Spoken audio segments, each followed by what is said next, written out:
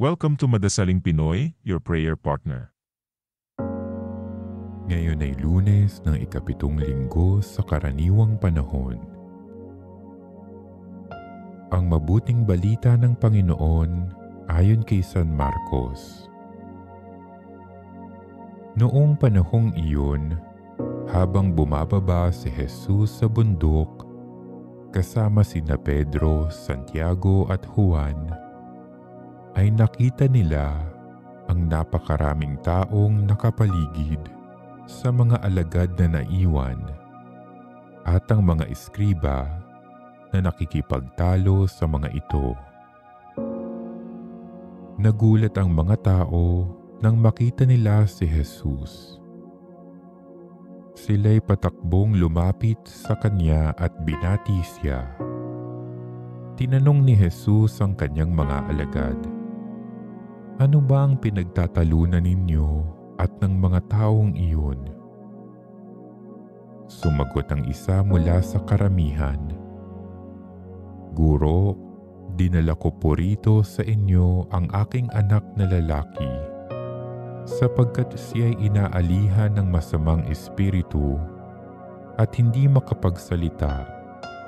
Tuwing aalihan siya nito, siya'y inilulugmok, bumubula ang kanyang bibig at nagngangalit ang kanyang ngipin, at siya'y naninigas.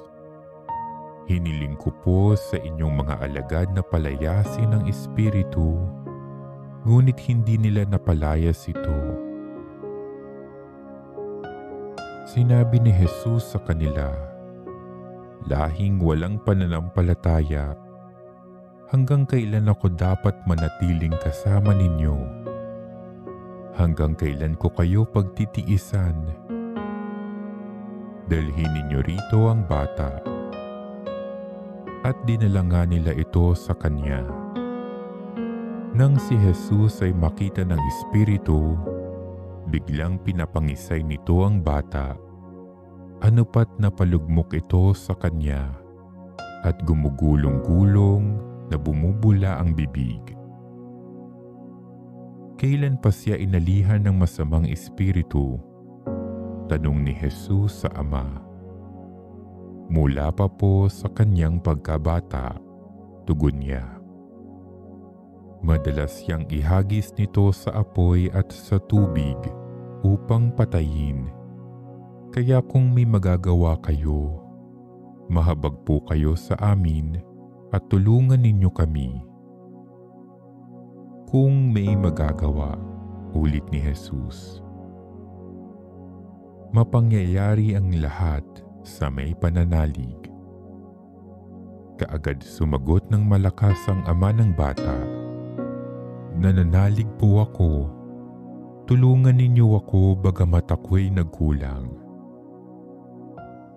Nang makita ni Jesus na dumaragsa ang mga tao, pinagsabihan niya ang masamang espiritu, "Ikaw, espiritong nagpapapipi at nagpapabingi, iniuutos ko sa iyo, lumabas ka sa bata at huwag ka nang papasok sa kanya."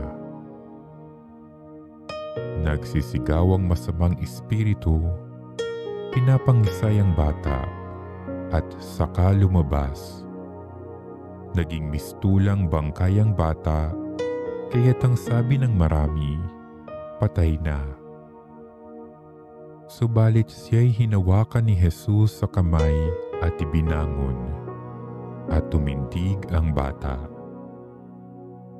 Nang pumasok na si Jesus sa bahay, palihim siyang tinanong ng kanyang mga alagad, "Bakit po hindi namin napalayas ang espiritu?"